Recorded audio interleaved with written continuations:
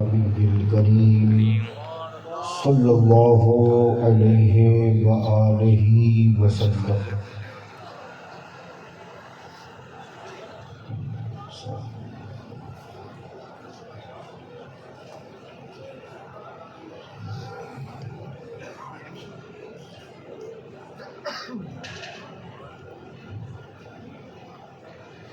لی خمسۃ عطفی بها حب الوباء الحاقمہ المصطفى والمرتضى وابناهما والفاطمہ غوث اعظم بمن بے سر و ساما مدد قبلہ دی مدد کعبہ ایمان مدد قادریم نعرہ یا غوث اعظم میزنم قادریم نعرہ یا غوث اعظم میزنم دمز شاہ برکت اللہ قطب عالم میزنم بلغ العلا بکمالہ کشف الدجا بجمالہ حسنت جمیع خصالہ صلوا علیہ وآلہ وسلموا تسلیما اللہم صل علی سیدنا شفیعنا ومولانا محمد وعلی آل محمد وبارک وسلم صلوا علیہ صلاۃ و سلام علیک یا رسول اللہ صلی اللہ علیہ وآلہ وسلم سبحان ربک رب العزت عما یصفون وسلام علی المرسلین والحمد للہ رب العالمین بحق لا الہ الا اللہ محمد رسول اللہ۔ اسٹیج پر رونق افروز باوقار معزز علماء کرام و جملہ مدحان رسول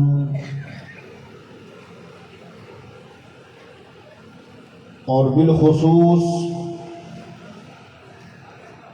صاحب مزار ولی کامل عارف باللہ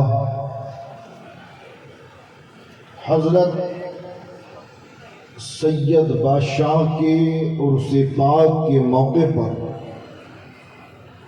تشریف لانے والی سنی عوام اور میری پردہ نشین خواتین اسلام، السلام علیکم ورحمۃ اللہ وبرکاتہ۔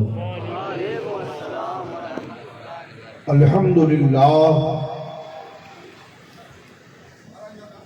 الحمدللہ رب العالمین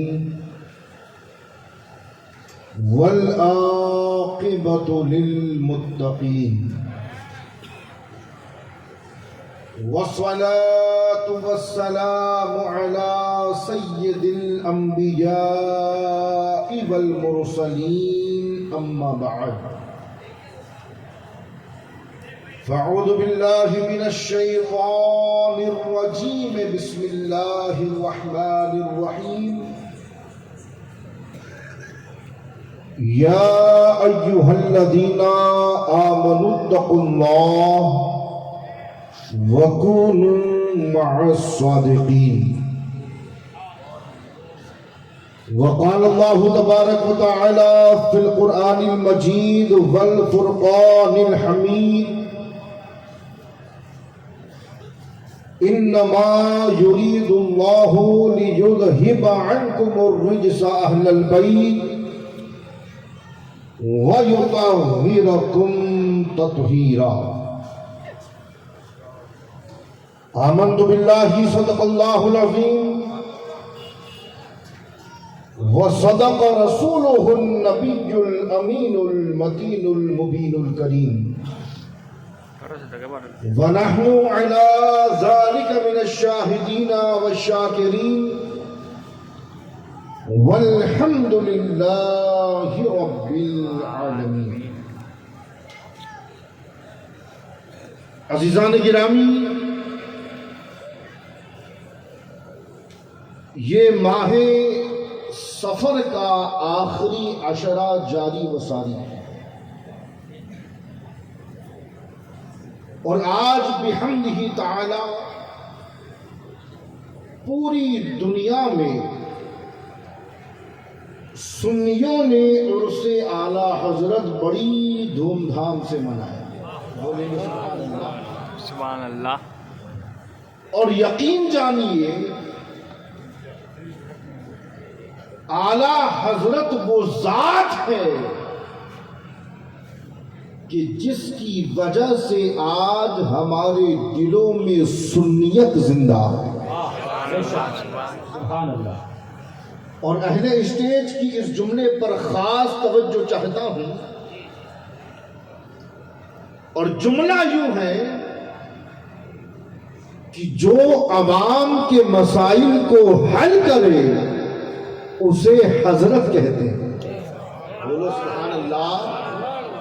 ارے بھئی، آپ اگر کوئی مسئلہ پوچھنا چاہیں گے تو آپ کیا کریں گے؟ سب سے پہلے مسجد کے امام کی بارگاہ میں آئیں گے اور پوچھیں گے کہ حضرت طلاق کا یہ معاملہ پیش آیا ہے، فقہا کیا فرماتے ہیں، جواب دیجئے۔ تو آپ کی مسجد کا امام کسی بھی فتاوی کی کتاب کو کھولے گا اور آپ کے مسئلے کا جواب ڈھونڈ کر نکالے گا اور آپ کو جواب عنایت کرے گا۔ تو جملہ یہ ہے کہ جو عوام کے مسائل کو حل کرے اسے حضرت کہتے ہیں، اور جو ان علماء کے مسائل کو حل کرے اسے اعلیٰ حضرت کہتے ہیں۔ نعرہ تکبیر، اللہ اکبر، نعرہ رسالہ، یا رسول اللہ، علماء اہل سنت، زندہ آباد، مسلک اعلی حضرت، نعرہ تکبیر، اللہ اکبر۔ عزیزان گرامی، آج دو باتوں پر گفتگو ہوگی، ایک ذکر رضا اور دوسری ہے فکر رضا۔ بے شک بے شک، سبحان اللہ سبحان اللہ۔ اعلیٰ حضرت کا ذکر تو سب کرتے ہیں، مگر فکر رضا پر عمل بعض لوگ کرتے ہیں۔ سبحان اللہ سبحان تو آج فقیر کوشش کرے گا کہ ذکر رضا کے ساتھ ساتھ فکر رضا بھی آپ تک پہنچائی جائے۔ لہذا میں چاہتا ہوں کہ ادھر ادھر کی بات پہ وقت ضائع کرنے سے قبل آئیے ہم سب سے پہلے نبی اور آل نبی کی بارگاہ میں بآواز بلند درود پاک پڑھ لیں۔ اللہم صلی اللہ سیدنا سیدنا نبینا مولانا محمد وعلیہ وسلم صلی اللہ علیہ وسلم محمد وعلى آل سيدنا ومولانا محمد وبارك وسلم عليه صلاة وسلام عليك يا رسول الله صلی اللہ علیہ وسلم۔ عزیزان گرامی، اعلیٰ حضرت پر بات کرنے سے پہلے چند تمہیدی کلمات سماعت فرمائیں، اور اعلیٰ حضرت کے کارنامے کے پیچھے کا جو بیک گراؤنڈ ہے اسے سمجھنے کی کوشش کریں۔ یاد رکھیں کہ ہر دور میں اللہ رب العزت ایک مجدد کو پیدا کرتا ہے، اور وہ مجدد اس صدی میں اٹھنے والے فتنے کا جواب دیتا ہے اور اس فتنے کا قلعہ کما کرتا ہے۔ ہر دور میں فتنے اٹھتے رہے، اللہ نے ہر دور میں ہر صدی میں اپنے محبوب بندے کو مجدد کی صورت میں پیدا کیا، اور ہر مجدد نے دنیا میں آنے کے بعد اللہ کے فضل سے اس صدی میں اٹھنے والے فتنے کو ختم کیا۔ مگر 14ویں صدی میں جو فتنہ اٹھا اس نے ہمارے ایمان کے ساتھ کھیلنا شروع کر دیا۔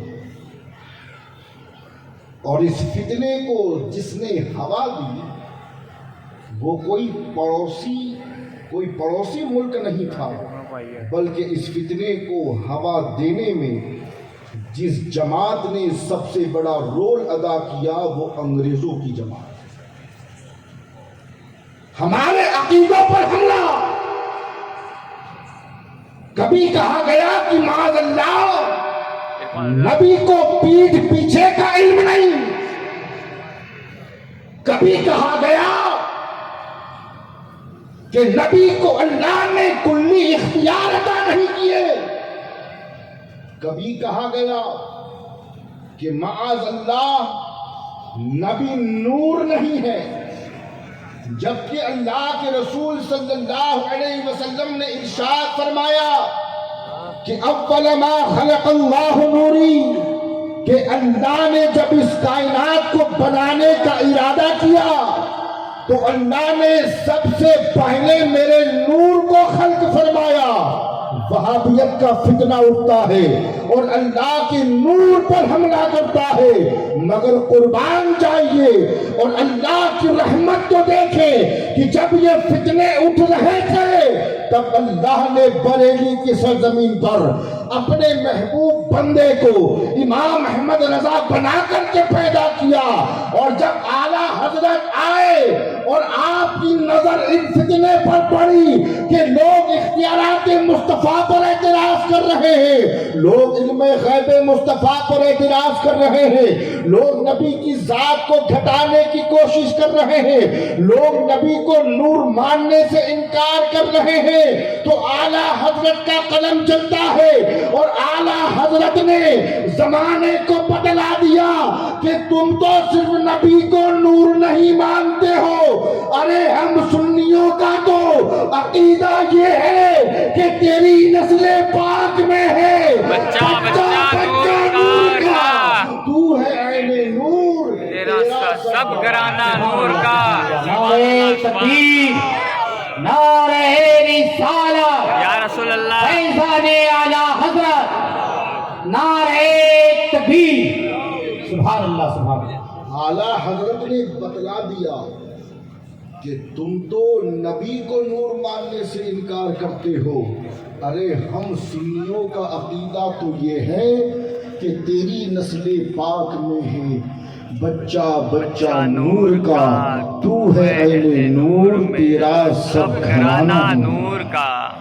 یعنی اعلیٰ حضرت نے بتایا کہ صرف نبی ہی نور نہیں ارے ہے یار، بلکہ سیدہ بھی نور ہے، بولیں گے سبحان اللہ۔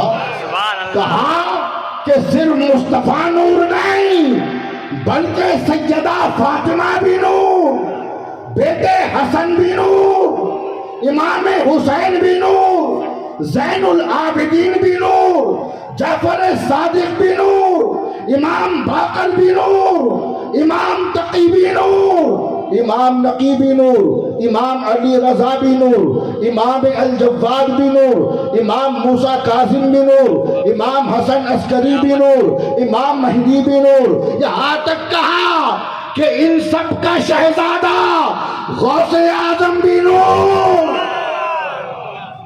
تیری نسل پاک میں ہے بچہ بچہ نور کا، تو ہے اہل نور، تیرا سب گھرانہ نور کا۔ غوث اعظم کو بھی نور کہا، غریب نواز کو بھی نور کہا، وارث عالم پناہ کو بھی نور کہا، مدار العالمین کو بھی نور کہا، محمود شاہ جیلانی کو بھی نور کہا، حضور بھائی جان کو بھی نور کہا، حضور سیاں پیا کو بھی نور کہا، اور صاحب مزار سید بادشاہ کو بھی نور کہا۔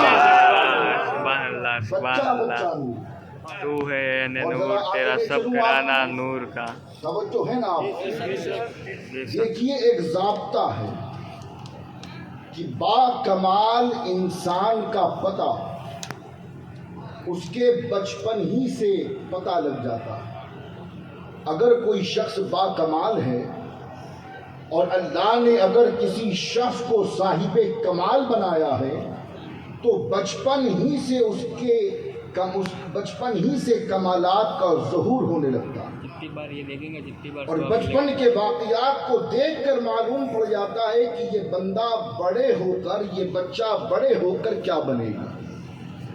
اب اعلیٰ حضرت پیدا ہو گئے، اب بچپنے کا عالم ذرا ملاحظہ فرمائیں، توجہ ہے آپ کی۔ مجھے ایک بات بتائیے کہ نماز کب فرض ہوتی ہے؟ بالغ ہونے کے بعد۔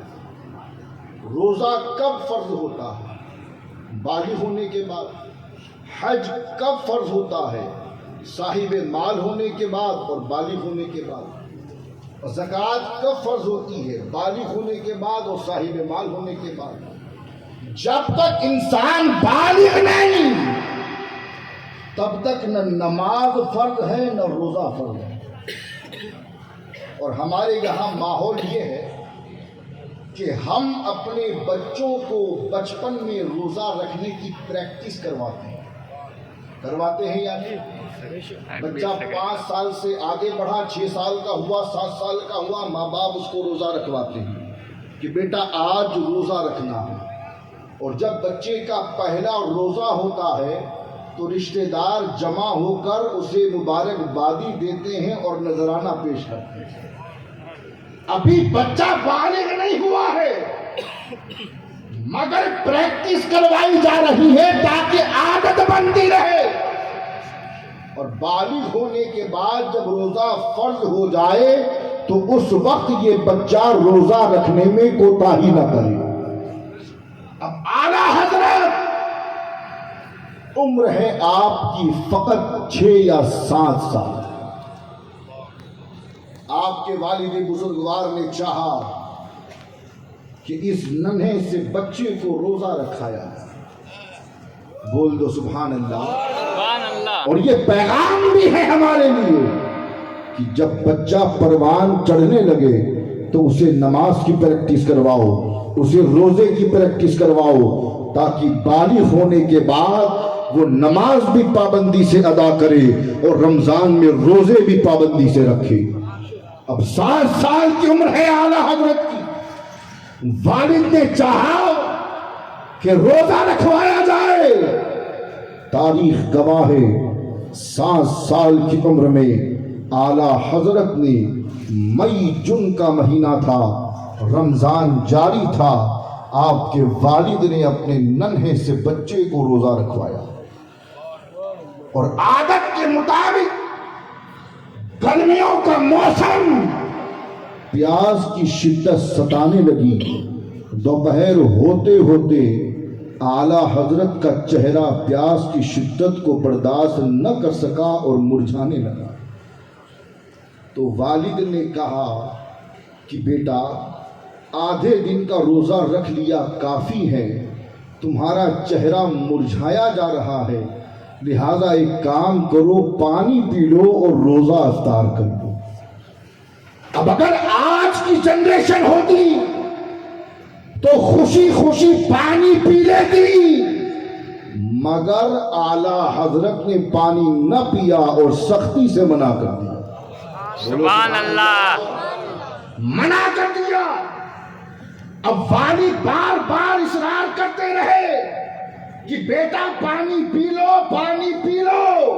اعلیٰ حضرت کے لبوں پر ہے نہیں ابا میں نہیں پینے والا۔ تو والد نے سوچا کہ شاید بیٹے کو شرم آ رہی ہے کہ کوئی دیکھ لے گا تو کل اٹھ کے باتیں کرے گا کہ دیکھو میں پیاس برداشت نہیں کر سکا، آدھا دن گزرا اور میں نے پانی پی لیا۔ تو والد بزرگوار اعلیٰ حضرت کو اپنے حجرے میں لے گئے اور لے جانے کے بعد آپ نے دروازہ بھی بند کر دیا اور کھڑکیاں بھی بند کر دی، اور بیٹے کے قریب جا کر فرمایا کہ بیٹا اب تو تمہیں کوئی نہیں دیکھ رہا ہے، اس کمرے میں یا تو تم ہو یا میں، تیسرا کوئی نہیں، شہزادے پانی پی لو۔ قربان جاؤ میرے رضا کے جواب پر، قربان جاؤ اعلیٰ حضرت کی فکر پر، قربان جاؤ اعلیٰ حضرت کے خوف خدا پر۔ میرے رضا نے کہا ابا جانتا تو میں بھی ہوں کہ اس کمرے میں یا تو آپ ہیں یا تو میں ہوں، تیسرا کوئی نہیں ہے، کوئی دیکھنے والا نہیں ہے، لیکن ابا حضور اللہ تو دیکھ رہا ہے۔ سبحان اللہ سبحان اللہ، واہ بہت بہت واہ واہ واہ، بے شک ابا حضور اللہ تو دیکھ رہا ہے نا، میں کیسے پانی پی سکتا ہوں؟ معلوم یہ ہوا کہ یہ بچہ بچپن ہی سے اپنی فکر کے ذریعے بتا رہا تھا میں کوئی معمولی بچہ نہیں ہوں، مجھ پہ کرم ہے غوث اعظم کا، مجھ پر عطا ہے غریب نواز کی، میں کرامت ہوں غوث اعظم کی، مجھ پر کرم ہے رسول خدا کا۔ اور عزیزان گرامی، کیسا کرم، بولو کیسا کرم! آج کے مفتیوں کی اگر میں بات کروں تو میں تمام مفتیان کرام کی عزت، تعظیم و توقیر کرتا ہوں، اور ہر کوئی میرے سر کا تاج ہے، لیکن عزیزان گرامی، جب کسی مسئلے میں اختلاف پیدا ہوتا ہے تو بسا اوقات مفتیان کرام کو اپنے فتوے سے رجوع کرنا پڑتا ہے، اپنے قول سے رجوع کرنا پڑتا ہے، اپنے موقف سے رجوع کرنا پڑتا ہے، مگر اعلیٰ حضرت کی ذات کو آپ دیکھیں، ساری زندگی چاہے بات شریعت کی ہو، چاہے بات عقیدے کی ہو، چاہے بات مشاجرات کی ہو، چاہے بات فرقہ باطلہ کا رد کرنے کی ہو، اعلیٰ حضرت نے جو لکھ دیا سو لکھ دیا، کبھی اپنے موقف سے پلٹے نہیں، سبحان اللہ کبھی سبحان اپنی اللہ۔ قلم کو آپ نے پیچھے نہیں ہٹایا۔ وجہ کیا تھی؟ بڑے بڑے علماء تو آج رجوع کر لیتے ہیں، اپنے موقف سے پلٹ جاتے ہیں، مگر اعلیٰ حضرت نے اپنی زندگی میں جو لکھ دیا سو لکھ دیا۔ وجہ کیا ہے نہ پلٹنے کی؟ تو جب ہم نے اعلیٰ حضرت کی سیرت کو پڑھا تو ہمیں پتہ چلا کہ جب اعلیٰ حضرت جب اپنی قلم کو چلاتے تھے تو فیضان بغداد سے جاری ہوتا تھا، سبحان فیضان اللہ۔ اجمیر سے جاری ہوتا تھا۔ اب اتنی بڑی بارگاہوں کا فیضان،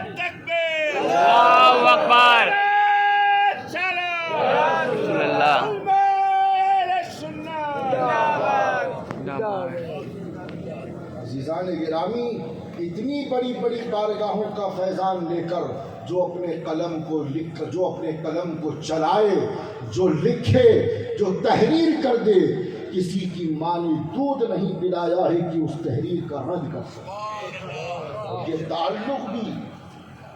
یہ تعلق بھی سرکار اعلیٰ حضرت کا غوث پاک سے کچھ اس طریقے سے تھا کہ آپ فرماتے ہیں کہ تجھ سے در، در سے سگ، اور سگ سے ہے مجھ کو نثار۔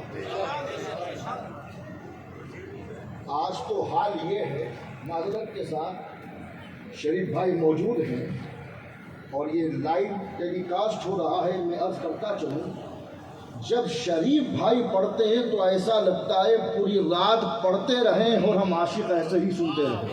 سبحان اللہ سبحان یہ اللہ۔ فیضان ان بزرگان دین کا ہے جن کی موجودگی میں انہوں نے نعت نبی صلی اللہ علیہ وسلم پڑھی ہے، گنگنائی ہے۔ میں تھوڑا سا اپنی گفتگو کو ڈائیورٹ کرنے لگا ہوں۔ آج کے دور میں الا ماشاءاللہ اکثریت ان نعت خوانوں کی ہو چکی ہے جو نعت خواں کم اور ماڈل زیادہ معلوم ہو۔ سمجھ میں آ رہی ہے؟ سمجھ میں تائید کریں گے آپ؟ یہ علماء کی تائید ہے، اور تائید یہ میری بات کے سچے ہونے کی گواہی دے رہی ہے۔ نعت پڑھنے کا طریقہ اگر معلوم کرنا ہے، سیکھنا ہے تو حضرت حسان بن ثابت سے سبحان اللہ سبحان اللہ۔ دیکھو کہ بارگاہ رسول صلی اللہ علیہ وسلم میں وہ حسان کس طریقے سے ادب و احترام کے ساتھ نعت پڑھتے۔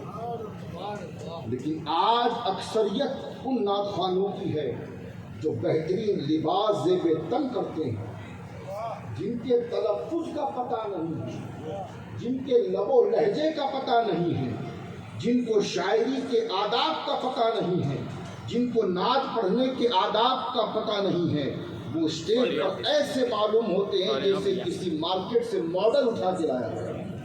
جب تک وہ یوٹیوب میں ہماری آئی ڈی اور مزید ستم اور بالائے ستم تو یہ ہے کہ بارگاہ غوثیت مآب رضی اللہ تعالی عنہ کی وہ مقدس بارگاہ کہ جہاں بڑے بڑے جنات بھی اپنی ناک رگڑ کے حاضری دیتے ہیں، بڑے بڑے اللہ کے ولی اولیاء اللہ اس بارگاہ میں کتے کی طرح داخل ہوتے ہیں۔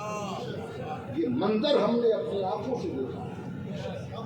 آپ عراق کے شیوخ کو دیکھیں، آپ برزن ایک علاقہ ہے وہاں کے شیوخ اور صوفیاء کو دیکھیں، آپ کردستان کے صوفیوں کو دیکھو گے تو معلوم یہ ہوگا کہ اتنے خاکسار جبکہ سب زندہ ولی ہوتے ہیں، وہ جب بارگاہ غوثیت میں جاتے ہیں تو اپنی ناک کو رگڑتے ہیں اس دہلیز پر اور اپنی آواز کو پست رکھتے ہیں اور بارگاہ غوثیت مآب کا ادب بجا لے آتے ہیں۔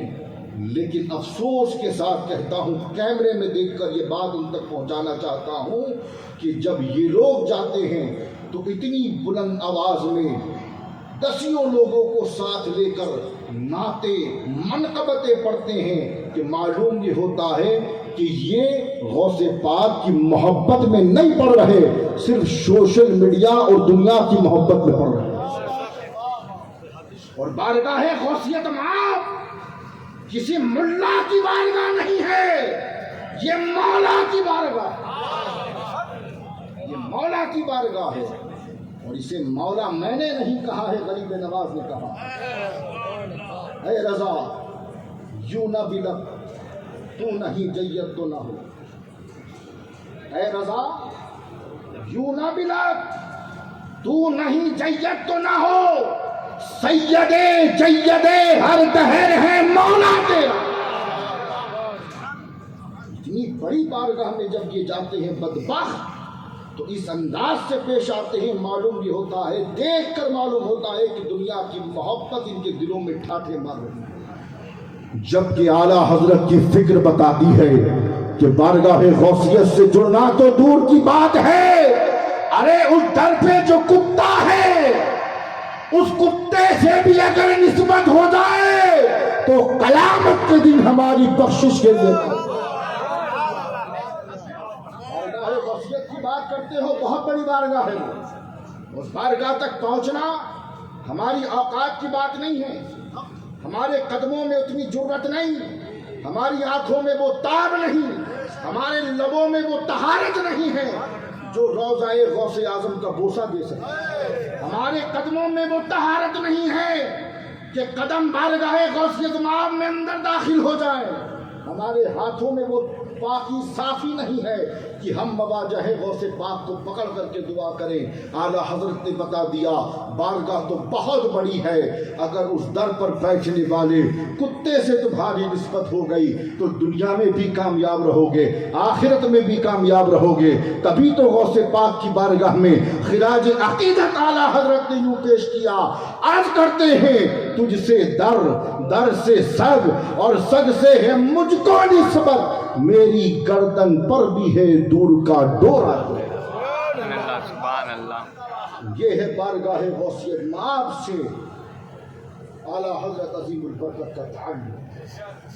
اب میں بات کو تھوڑا تیزی کے ساتھ آگے لے کر کے جانا چاہوں گا۔ عزیزان گرامی، اعلیٰ حضرت اس ذات کو کہتے ہیں کہ جب وہ ذات بیت و ارادت کے لیے محریرہ پہنچی، توجہ باقی آپ نے سن رکھا ہوگا مگر میرے انداز میں سنیے گا اور پیغام لے کر کے جائیے گا۔ شریف صاحب، آج کے دور میں سب سے بڑا پیر کون ہے بتائیے؟ آج کے دور میں سب سے بڑا پیر وہ ہے جس کے پیچھے سب سے زیادہ بھیڑ ہے۔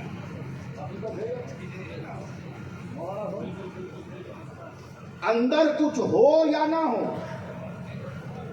تلفظ درست ہو یا نہ ہو، جو سورہ بقرہ نہ پڑھ سکے، جو سورہ فاتحہ نماز میں صحیح سے نہ پڑھ سکے، اگر بھیڑ زیادہ ہے تو وہ سب سے بڑا پیر ہے. تو میں کہوں گا شریف صاحب کہ اگر آج کے دور میں بایزید بستامی ہوتے تو کوئی پوچھنے والا نہیں ہوتا. بہلول دانا ہوتے تو کوئی سوکھی روٹی انہیں نہیں ڈالتا. کیونکہ یہ لوگ تو وہ تھے جو پھٹے پرانے کپڑے پہنا کرتے تھے، لیکن عالم یہ تھا کہ بڑے بڑے بادشاہ ان کی دہلیز پر گھٹنے ٹکا کر آیا کرتے. سبحان اللہ. تو عرض یہ کر رہا ہوں کہ دور حاضر کا حال یہ ہے کہ سب سے بڑا پیر وہ ہے جس کے پیچھے سب سے زیادہ بھیڑ ہے. اب اعلیٰ حضرت کی سیرت کو ذرا دیکھیں کہ جب اعلیٰ حضرت عظیم البرکت نے جب مہریرہ مطہرہ کا رخ کیا، ایک مرشد کامل کی تلاش میں نکلی. عزیزان گرامی، اعلیٰ حضرت کے پیر و مرشد سیدی آل رسول مہریروی کی بارگاہ میں جب کوئی مرید ہونے آتا تو آپ سب سے پہلے اسے 40 دن کا چلہ کروایا کرتے تھے. بول دو سبحان اللہ. یہ مشائخ کا طریقہ تھا کہ مرید لنگر ڈال کر نہیں کرتے تھے، مرید پیسہ دیکھ کر نہیں کرتے تھے، بلکہ آنے والا امیر ہو یا غریب، عام ہو یا خاص، اگر ارادت کے لیے آیا ہے، بیعت کے لیے آیا ہے، تو پہلے 40 دن کا چلہ کروایا جاتا، تزکیہ نفس کروایا جاتا، دل کو صاف کیا جاتا، باطن کو سنوارا جاتا، اس کے بعد سلسلے میں داخل کیا جاتا. لیکن جب آل رسول کی بارگاہ میں امام عشق و محبت آئے تو آپ نے اعلیٰ حضرت کو چلہ نہیں کروایا، تزکیہ نفس کی کوئی تعلیم نہیں دی، نہ آپ کے ظاہر کو سنوارنے کی کوئی بات کی گئی، نہ آپ کے باطن کو سنوارنے کی کوئی بات کی. جب اعلیٰ حضرت آئے تو سیدی آل رسول نے فوراً مرید کر لیا، سبحان اللہ. فوراً مرید کر لیا.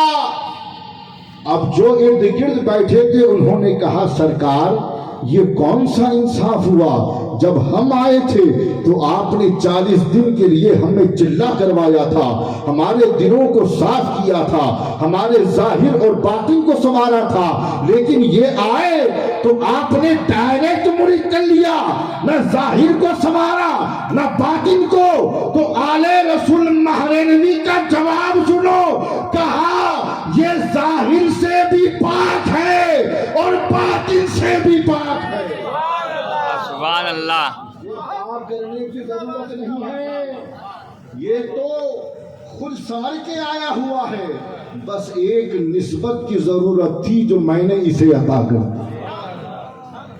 اسی لیے عزیزان گرامی، بھیڑ دیکھ کر مرید مت ہوا کرو، مرید ہونے سے پہلے یہ دیکھا کرو جسے دیکھ کر تمہیں آخرت کی یاد آ جائے، جسے دیکھ کر تمہیں خدا یاد آ جائے، سمجھ جانا کہ یہی مرشد کامل ہے اور یہی پیر کامل. عزیزان گرامی، اعلیٰ حضرت کی زندگی پر ویسے تو بہت سی باتیں کہی جا سکتی ہیں، مگر آخر میں 2-3 باتیں ذرا سنتے چلیے. یہ تو ذکر رضا تھا جو ہو گیا، اب ذرا فکر رضا بھی سنتے چلیے. اب فکر رضا کیا ہے مولانا؟ فکر رضا یہ ہے کہ 2 جہاں میں خادم آل رسول اللہ کا. فکر رضا تو ہو گیا نا، اب فکر رضا کیا ہے؟ تو فکر رضا یہ ہے کہ 2 جہاں میں خادم آل رسول اللہ کر حضرت آل رسول مقتدیٰ کے واسطے، یعنی اہل بیت کی محبت میں مر مٹنا اور سر تسلیم خم کرنا، یہی فکر رضا ہے. ایک فتویٰ میں آپ کی خدمت میں سناتا چلوں. دیکھیے عزیزان گرامی، آج کے زمانے میں سید 3 طرح کے ہوتے ہیں مولانا. ایک آلے سید، ایک بالے سید اور ایک ہے سالے سید. آلے سید تو وہ ہیں جو صحیح نسب سادات ہیں، اور پالے سید وہ ہیں کہ اگر کسی سید نے کسی غیر سید کے بیٹے کو پال پوس کے بڑا کر دیا تو وہ بھی سید. اور سالے سید وہ ہیں کہ اگر بہنوئی سید ہیں تو سالہ وہ بھی سید ہے۔ تو اعلیٰ حضرت سے کسی نے پوچھ لیا کہ حضور ذرا یہ بتائیے کہ نیک اور بد کا فیصلہ قیامت کے دن ہوگا کہ کون جہنم میں جائے گا اور کون جنت میں جائے گا۔ سبحان اللہ۔ تو اللہ نیکوکاروں کو تو شفاعت مصطفیٰ کی بنیاد پر جنت میں داخل کر دے گا، اور جو گنہگار ہیں جن کا خاتمہ توبہ پر نہیں ہوا، جو مشرک ہو کر کے مرے، اللہ ان کا داخلہ جہنم میں۔ تو گنہگار جہنم میں اور نیکوکار جنت میں۔ تو سرکار ذرا یہ بتائیے کہ جو سید گنہگار ہوگا کیا اللہ اسے بھی جہنم کی آگ میں جلائے گا؟ سوال بنتا ہے، سوال تو بنتا ہے۔ سرکار یہ بتائیں کہ اگر کوئی سید گنہگار ہے تو کیا اللہ اسے جہنم کی آگ میں جلائے گا؟ اب اعلیٰ حضرت نے جو جواب دیا، میرا دل کہتا ہے کہ قلم کے پیچھے مدینے والی سرکار کا فیضان جاری تھا، اور دل میں جو عشق مصطفیٰ کی جو شمع تھی وہ اپنا کام کر رہی تھی۔ جب پوچھا سرکار کیا گنہگار سید کو جہنم میں ڈالا جائے گا، تو اعلیٰ حضرت نے جواب دیا اور فرماتے ہیں سن لو کہ اگر کوئی صحیح النسب سید ہے اور اگر اس کا شجرہ نسب سیدہ طیبہ طاہرہ عابدہ زاہدہ سیدہ فاطمہ الزہرا سے ملتا ہے، تو اعلیٰ حضرت نے لکھا کہ اللہ صحیح النسب کو ہرگز جہنم میں نہیں ڈالے گا۔ اتنے ہلکے میں سن لیا آپ نے، اتنے ہلکے میں سن لیا آپ نے۔ ارے اعلیٰ حضرت نے کہا کہ اگر کوئی سید گنہگار بھی ہو، اگر اس کا نسب سیدہ فاطمہ سے ملتا ہے تو اللہ کی ذات سے قوی امید ہے کہ اللہ اس کا داخلہ جہنم میں نہ فرمائے۔ اور اس کے بعد کوئی اعلیٰ حضرت نے ہوائی فائرنگ نہیں کی، بلکہ اس فتوے میں اعلیٰ حضرت نے اس حدیث مبارکہ کو کوڈ کیا۔ اللہ کے رسول فرماتے ہیں کہ میں نے اپنی بیٹی کا نام فاطمہ اس لیے رکھا ہے کیونکہ اللہ نے میری بیٹی فاطمہ اور اس کی اولاد پر جہنم کی آگ کو حرام کر دیا۔ سبحان اللہ، سبحان اللہ۔ یہ تھا اہل بیت سے تعلق اعلیٰ حضرت فاضل بریلوی۔ اور میں بتاتا چلوں، ہر استاد کو اپنے شاگرد پر بڑا فخر ہوتا ہے۔ توجہ ہے آپ کی، لیٹ تو نہیں ہو رہا۔ ہر استاد کو اپنے شاگرد پر بڑا فخر ہوتا ہے، لیکن عزیزان گرامی، جس کا شاگرد محدث اعظم جیسا شہزادہ ہو، جس کا شاگرد اولاد مخدوم سمنا محدث اعظم جیسا ہو، تو پھر استاد فخر کرے گا کہ نہیں؟ بولو، فخر کرے گا کہ نہیں؟ اب استاد ہے اعلیٰ حضرت، جس نے کنز الایمان دیا، جس نے فتاوی رضویہ دی، شاگرد ہیں محدث اعظم، درسگاہ میں پڑھ رہے ہیں۔ سیرت بتاتی ہے کہ محدث اعظم نے قرآن مجید کے ایک پارے کا ترجمہ مکمل کر لیا، اور مکمل کرنے کے بعد چاہا کہ اعلیٰ حضرت کی بارگاہ میں پیش کیا جائے، اگر کوئی غلطی ہوگی تو استاد ہیں، اصلاح فرما دیں۔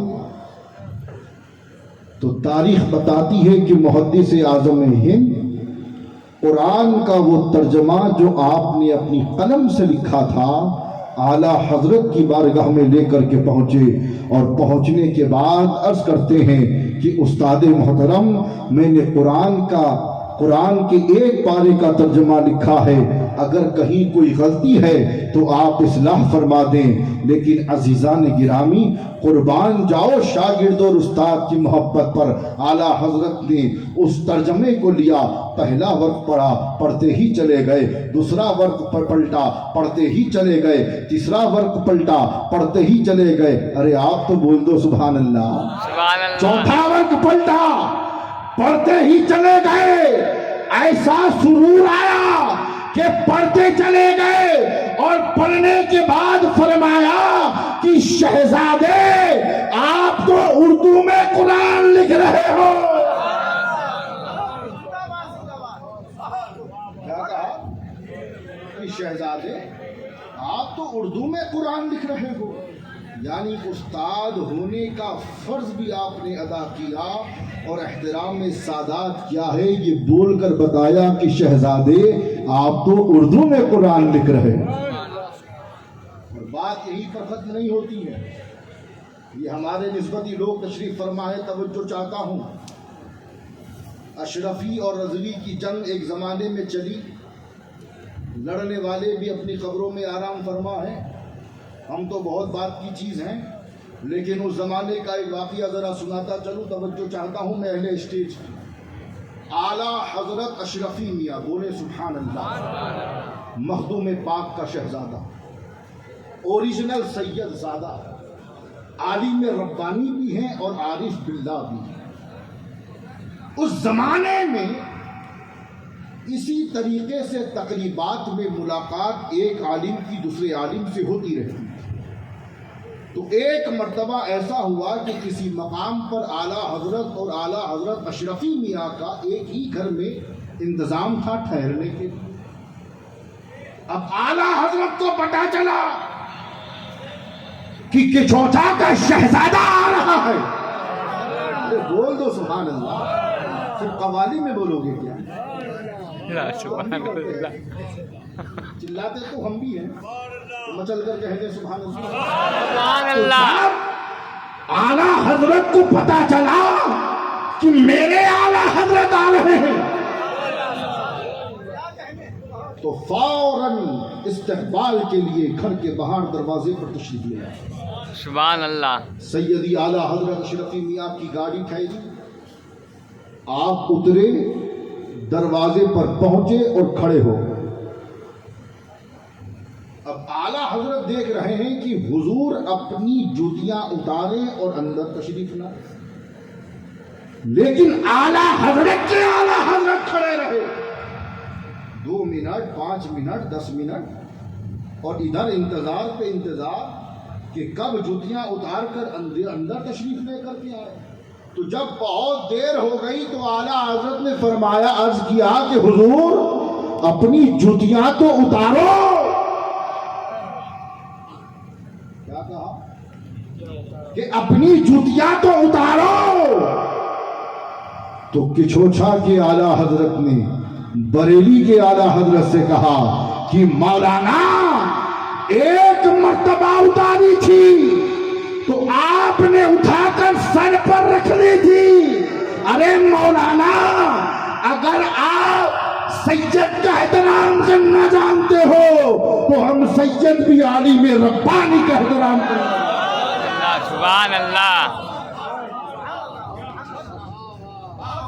اگر آپ سید کا احترام کرنا جانتے ہو تو ہم سید بھی ایک عالم ربانی کا احترام کرنا جانتے ہیں.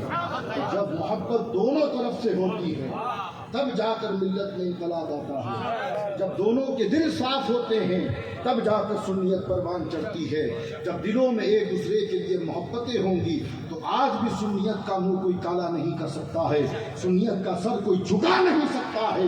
لے کر کے آؤ اعلیٰ حضرت جیسا. دیکھیے گا سنیت کا کل بھی بول بالا تھا، آج بھی ہے، اور انشاءاللہ صبح قیامت تک ہوتا رہے. ایک آخری بات فکر رضا کے حوالے سے سنتے چلیے. واقعات تو آپ نے بہت سنے ہوں گے، لیکن آج جو واقعہ سنانے لگا ہوں گارنٹی کے ساتھ آپ نے پہلے کبھی نہیں سنا ہوگا. عزیزان گرامی، سادات کا احترام یہ اسی طریقے سے فرض ہے جیسے نماز 5 وقتوں میں ہم پر فرض. اللہ نے اہل بیت کے احترام کو ہر مومن مسلمان پر فرض کر دیا. اب بات ہے محلہ سوداگر